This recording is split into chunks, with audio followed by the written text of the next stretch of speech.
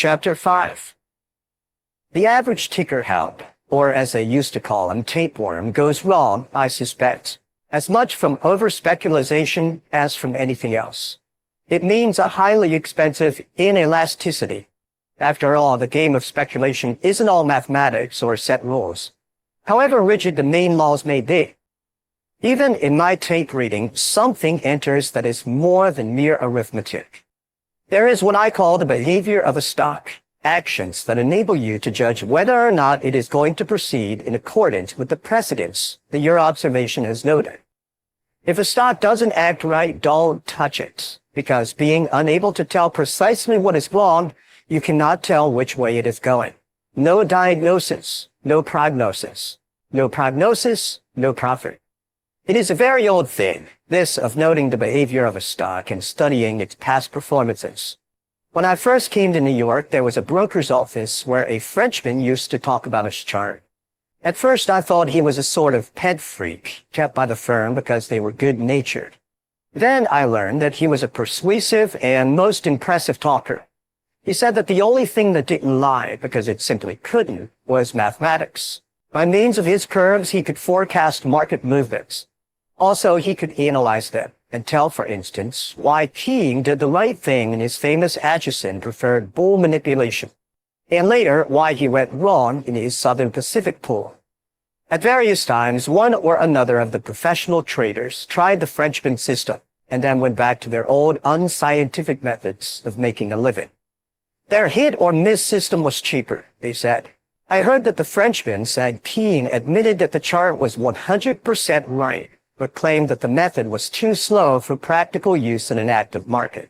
Then there was one office where a chart of the daily movement of prices was kept. It showed at a glance just what each stock had done for months.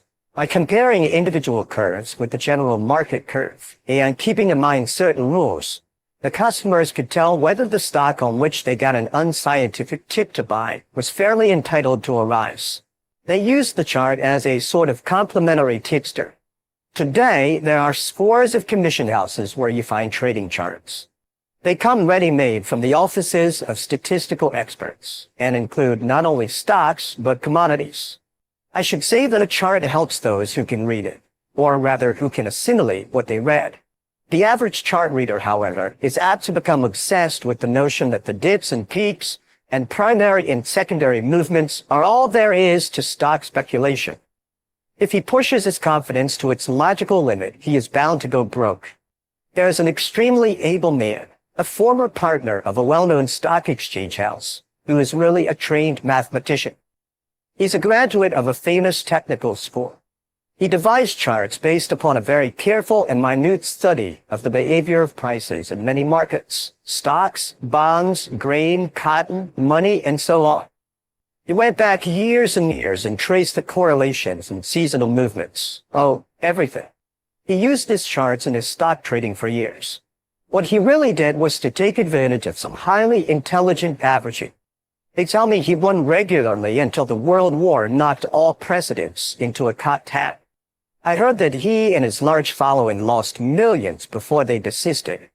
But not even a world war can keep the stock market from being a bull market when conditions are bullish, or a bear market when conditions are bearish.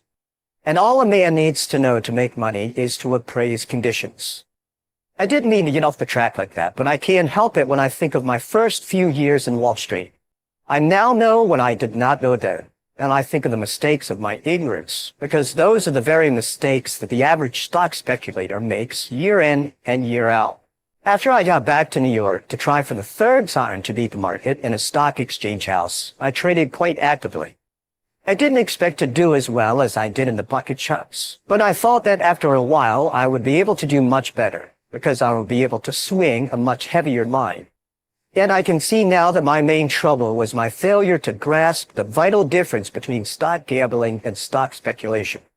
Still, by reason of my 7 years' experience in reading the tape and a certain natural aptitude for the game, my stake was earning not indeed a fortune, but a very high rate of interest. I won and lost as before, but I was winning on balance.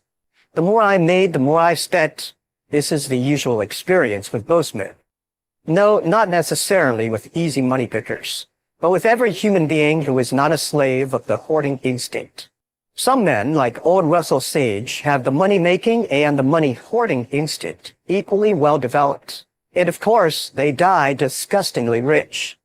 The game of beating the market exclusively interested me from 10 to 3 every day, and after 3, the game of living life. Don't misunderstand me. I never allowed pleasure to interfere with business. When I lost, it was because I was wrong, and not because I was suffering from dissipation or excesses. There never were any shattered nerves or rum-shaken limbs to spoil my day. I couldn't afford anything that kept me from feeling physically and mentally fit. Even now, I'm usually in bed by 10. As a young man, I never kept late hours because I could not do business properly on insufficient sleep. I was doing better than breaking even, and that is why I didn't think there was any need to deprive myself of the good things of life. The market was always there to supply them. I was acquiring the confidence that comes to a man from a professionally dispassionate attitude toward his own method of providing bread and butter for himself. The first change I made in my play was in a matter of time. I couldn't wait for the sure thing to come along and then take a point or two out of it, as I could in the bucket shops. I had to start much earlier if I wanted to catch the move in Fullerton's office. In other words, I had to study what was going to happen, to anticipate stock movements. That sounds asininely commonplace, but you know what I mean. It was the change in my own attitude toward the game that was of supreme importance to me. It taught me little by little the essential difference between betting on fluctuations and anticipating inevitable advances and declines, between gambling and speculating. I had to go back further than an hour in my studies of the market, which was something I never would have learned to do in the biggest bucket shop in the world. I interested myself in trade reports and railroad earnings and financial and commercial statistics. Of course, I love to trade heavily, and they call me the boy plunger. But I also like to study the moves. I never thought that anything was irksome if it helped me to trade more intelligently. Before I can solve a problem, I must state it to myself. When I think I have found the solution, I must prove I am right. I know of only one way to prove it, and that is with my own money. Slow as my progress seems now, I suppose I learned as fast as I possibly could, considering that I was making money on balance. If I had lost more often, perhaps it might have spurred me to more continuous study. I certainly would have had more mistakes to spot. But I'm not sure of the exact value of losing, for if I had lost more, I would have lacked the money to test out the improvements in my methods of trading.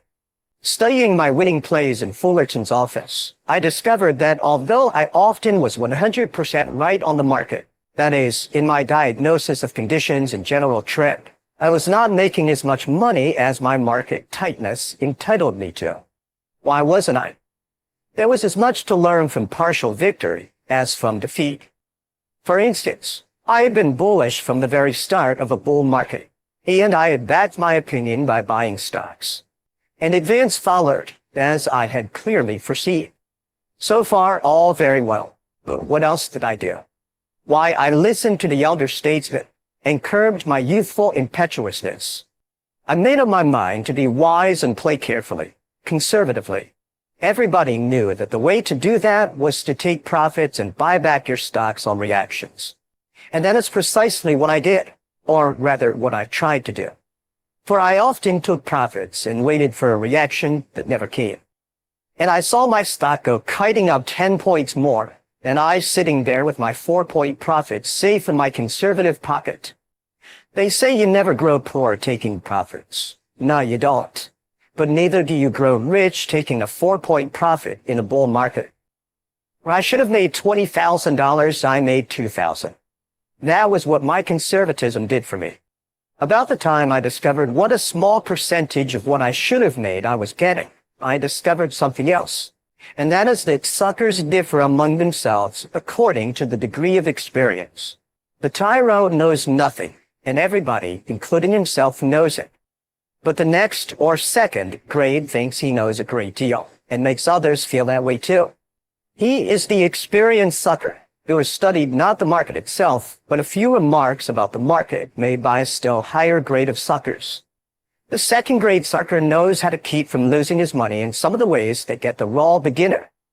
It is this semi-sucker, rather than the 100% article, who is the real all the year-round support of the commission houses. He lasts about 3.5 years on an average, as compared with a single season of from 3 to 30 weeks, which is the usual Wall Street life of a first-time offender. It is naturally the semi-sucker who is always quoting the famous trading aphorisms and the various rules of the game. He knows all the dogs that ever fell from the oracular lips of the old stagers, excepting the principal one, which is, don't be a sucker. This semi-sucker is the type that thinks he has cut his wisdom teeth because he loves to buy on declines. He waits for them. He measures his bargains by the number of points it is sold off from the top. In big bull markets, the plain, unadulterated sucker, utterly ignorant of rules and precedents, buys blindly because he hopes blindly. He makes most of the money until one of the healthy reactions takes it away from him at one fell swoop. But the careful Mike sucker does what I did when I thought I was playing the game intelligently, according to the intelligence of others. I knew I needed to change my bucket shop methods, and I thought I was solving my problem with any change, particularly one that assayed high gold values according to the experienced traders among the customers. Most, let us call them customers, are alike. You find very few who can truthfully say that Wall Street doesn't owe them money. In Fullerton's, there were the usual crowd, all grades. Well, there was one old chap who was not like the others. To begin with, he was a much older man. Another thing was that he never volunteered advice and never bragged of his winnings. He was a great hand for listening very attentively to the others. He did not seem very keen to get tips. That is, he never asked the talkers what they'd heard or what they knew. But when somebody gave him one, he always thanked the tipster very politely. Sometimes he thanked the tipster again when the tip turned out okay. But if it went wrong, he never whined, so that nobody could tell whether he followed it or let it slide by. It was a legend of the office that the old jigger was rich and could swing quite a line, but he wasn't donating much to the firm in the way of commissions. At least not that anyone could see.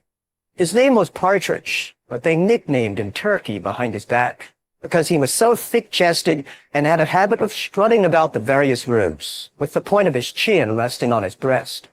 The customers, who were all eager to be shoved and forced into doing things so as to lay the blame for failure on others, used to go to old Partridge and tell him what some friend of an insider had advised them to do in a certain stock. They would tell him what they had not done with the tip, so he would tell them what they ought to do. But whether the tip they had was to buy or to sell, the old chap's answer was always the same. The customer would finish the tale of his perplexity and then ask, "What do you think I ought to do?" Old Turkey would cock his head to one side, contemplate his fellow customer with a fatherly smile, and finally he would say very impressively, "You know, it's a bull market." Time and again I heard him say, "Well, this is a bull market, you know," as though he were giving to you a priceless talisman wrapped up in $1 million accident insurance policy. And, of course, I did not get his meaning. One day, a fellow named Elmer Harwood rushed into the office, wrote out an order, and gave it to the clerk.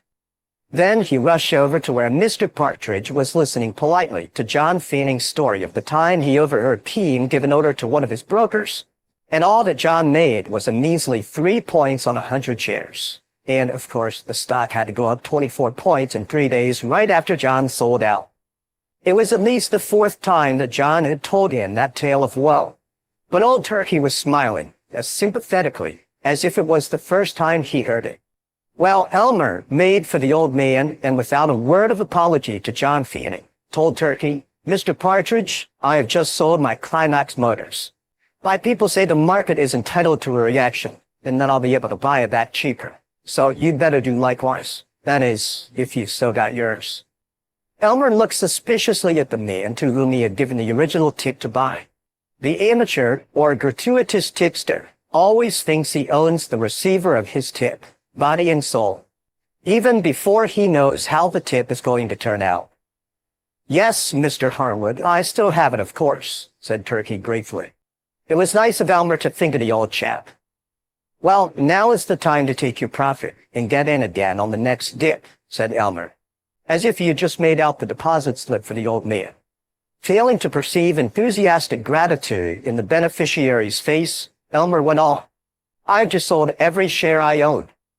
From his voice and manner, you would have conservatively estimated it at 10,000 shares. But Mr. Partridge shook his head regretfully and whined, No, I can't do that." "What?" yelled Elmer. "I simply can't," said Mr. Partridge. He was in great trouble. "Didn't I give you the tip to buy it?" "You did, Mr. Harwood, and I'm very grateful to you." "Indeed I am, sir, but—" "Hold on, let me talk. And didn't that stock go up 7 points in 10 days, didn't it?" "It did, and I'm much obliged to you, my dear boy. But I couldn't think of selling that stock." "You couldn't?" asked Elmer, beginning to look doubtful himself. It is a habit with most tip givers to be tip takers. "No, I couldn't." "Why not?" And Elmer drew near. "Why, this is a bull market." The old fellow said it as though he had given a long and detailed explanation. "That's all right," said Elmer, looking angry because of his disappointment. "I know this is a bull market as well as you do, but you'd better slip in that stock of yours and buy it back on the reaction. You might as well reduce the cost to yourself." "My dear boy," said old Partridge, in great distress, "my dear boy, if I sold that stock now, I'd lose my position, and then where would I be?" Elmer Harwood threw up his hands, shook his head, and walked over to me to get sympathy. "Can you beat it?" he asked me in a stage whisper. "I asked you." I didn't say anything, so he went on. "I'd give him a tip on Climax Motors. He buys 500 shares. He's got 7 points profit, and I advise him to get out and buy them back on the reaction that's overdue even now." "And what does he say when I tell him?" "He says that if he sells, he'll lose his job." "What do you know about that?" "I beg your pardon, Mr. Harwood. I didn't say I'd lose my job," cut in old Turkey. "I said I'd lose my position. And when you're as old as I am and you've been through as many booms and panics as I have, you'll know that to lose your position is something nobody can afford, not even John D. Rockefeller. I hope the stock reacts and that you will be able to repurchase your line at a substantial concession, sir. But I myself can only trade in accordance with the experience of many years. I paid a high price for it, and I don't feel like throwing away a second tuition fee. But I am as much obliged to you as if I had the money in the bank. It's a bull market, you know." And he strutted away, leaving Elmer dazed. What old Mr. Partridge said did not mean much to me until I began to think about my own numerous failures to make as much money as I ought to, when I was so right on the general market. The more I studied, the more I realized how wise that old chap was. He had evidently suffered from the same defect in his young days, and knew his own human weaknesses. He would not lay himself open to a temptation that experience had taught him was hard to resist, and had always proved expensive to him, as it was to me. I think it was a long step forward in my trading education when I realized at last that when old Mr. Partridge kept on telling the other customers, "Well, you know this is a bull market," he really meant to tell them that the big money was not in the individual fluctuations, but in the main movements. That is, not in reading the tape, but in sizing up the entire market and its trend. And right here, let me say one thing. After spending many years in Wall Street and after making and losing millions of dollars, I want to tell you this. It never was my thinking that made the big money from it. It always was my sitting. Got that? My sitting tight. It is no trick at all to be right on the market. You always find lots of early bulls in bull markets and early bears in bear markets. I've known many men who were right at exactly the right time and began buying and selling stocks when prices were at the very level which should show the greatest profit. And their experience invariably matched mine. That is, they made no real money out of it. Men who can both be right and sit tight are uncommon.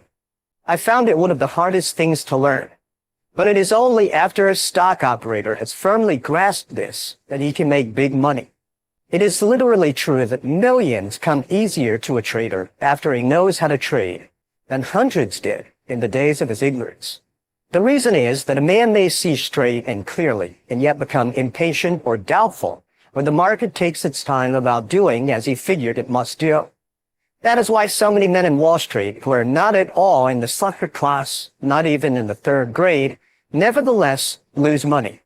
The market does not beat them. They beat themselves. Because though they have brains, they cannot sit tight. Old Turkey was dead right in doing and saying what he did. He had not only the courage of his convictions, but the intelligent patience to sit tight. Disregarding the big swing and trying to jump in and out was fatal to me. Nobody can catch all the fluctuations. In a bull market, your game is to buy and hold until you believe that the bull market is near its end. To do this, you must study general conditions and not tips or special factors affecting individual stocks. Then get out of all your stocks. Get out for keeps. Wait until you see, or if you prefer, until you think you see the turn of the market, the beginning of a reversal of general conditions. You have to use your brains and your vision to do this. Otherwise, my advice would be as idiotic as to tell you to buy cheap and sell dear. One of the most helpful things that anybody can learn is to give up trying to catch the last eighth or the first. These two are the most expensive eighths in the world. They have cost stock traders, in the aggregate, even millions of dollars to build a concrete highway across the continent. Another thing I noticed in studying my plays in Fullerton's office after I began to trade less unintelligently was that my initial operation seldom showed me a loss. That naturally made me decide to start big. It gave me confidence in my own judgment before I allowed it to be vitiated by the advice of others, or even by my own impatience at times.